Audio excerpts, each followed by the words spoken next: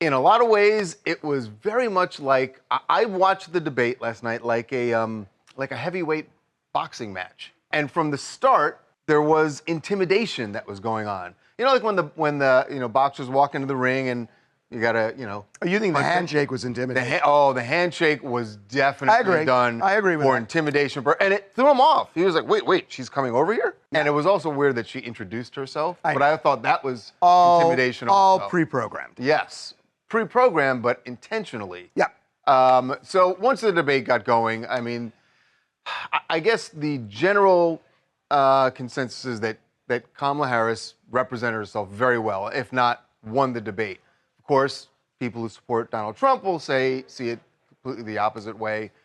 And I get that because there were bad moments for both of them where they just were dodging the actual question. The key moments, both of them dodged. Right. And so I think the opponent can say, oh, I won. So who actually won this? Who actually got something out of this? Beyond, obviously, we talked about Taylor Swift endorsing Kamala Harris. That was a big thing. But that was going to happen, I think, regardless of the debate. That was just about the timing. So why don't we bring in somebody who actually knows his stuff on this? He knows his stuff. Absolutely. Joining us once again, Elex Michaelson from KTTV here in L.A. Alex, I know you watched, and I'm really curious what your take was on what we watched last night. Harvey, Charles, good to be back with both of you guys. So in terms of the boxing match analogy, Kamala Harris was landing her punches and Donald Trump was off of his game. So Kamala Harris had a very clear strategy. Every single issue, she sprinkled in some of the little things that annoy him the most. And he went for every single one of them, whether it be mocking his crowd size, whether it be mocking his father giving him money, whether it be all these different aspects of all of his biggest pet peeves.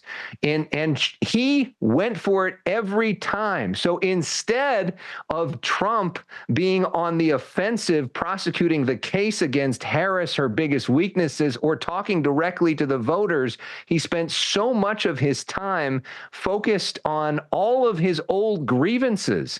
And so then the debate became very much about Trump and not about Harris. Now, a critic would say the debate also didn't really become that much about the voter. Because neither one of them really talked about their visions for America. Right. But if Harris's goal was to get him rattled and get him off of his game, she certainly accomplished that. And if his goal was to get her rattled and get her off her game, he didn't accomplish that. So I want to road test the theory here because I don't agree with everything you just said. So, and I should say, I was the president of my high school debate team. Is that really? I mean, it's a credential. It's a credential. Okay, we're going back to high school. Okay. So just in terms of debating skills, she won the debate. She was just more focused. She was on the offensive. She won the debate. In terms of how this lands with voters, Donald Trump was Donald Trump. I mean, that's what we talked about. Well, let me just make my point. We talked about this last week. What did you expect? Like, oh my God, he's airing his grievances? That's what he always does. So Donald Trump was Donald Trump. There were no surprises. Yeah, she baited him, but that's called the rope-a-dope in boxing. Yeah, but it worked. No, I get it. I mean, but he was going to do that stuff anyway. So the issue is, what happened with voters? Is it going to move the needle?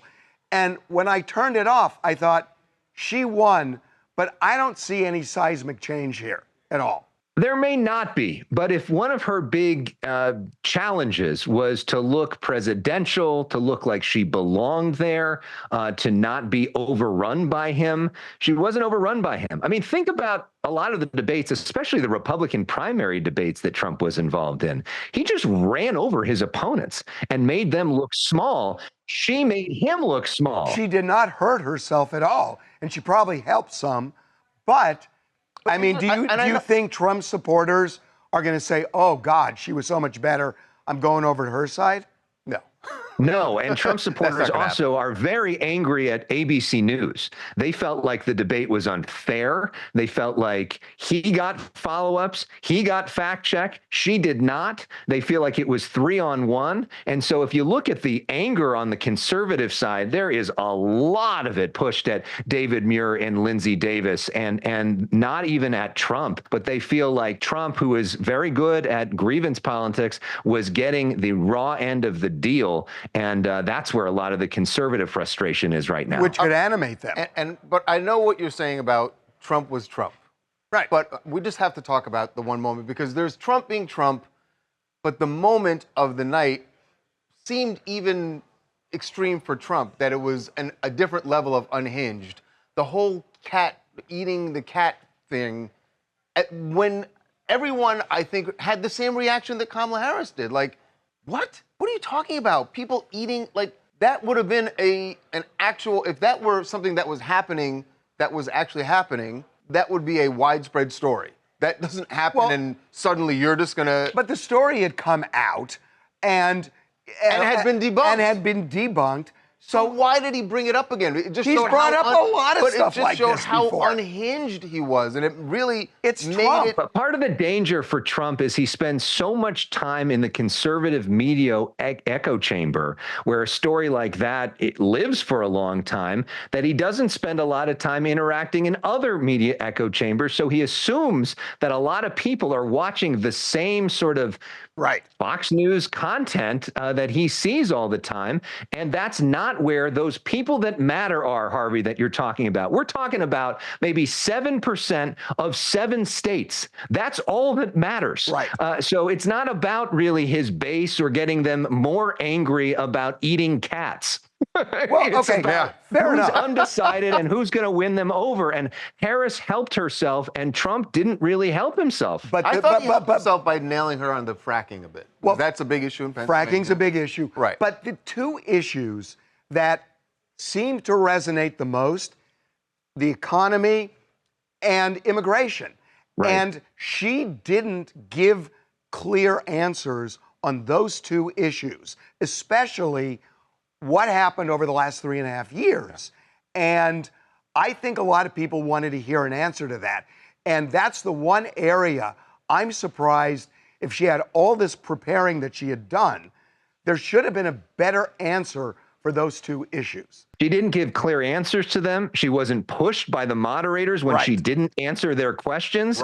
She wasn't really pushed by Trump on that. And what she didn't do was make an affirmative case for her. She did a great job of prosecuting the case that Donald Trump is not the way to go. It's time to move on. But she didn't have a lot of time making a case of what would Kamala Harris do as president on those issues that you're talking about that people clearly care about, which is a reason why her team may be asking for another debate, because they want to be able to finish that case. They got the first part done. You don't want Trump, but now we got to explain to people why you want Harris instead. Don't you think they should have done that this time? Could have been a knockout punch. That's that. And if they had, and I think if they had effectively done that, they would be saying we don't need any more debates. Right. Yeah. Okay, to be continued. Yes, to be continued. Elex, thank you. Thanks, guys.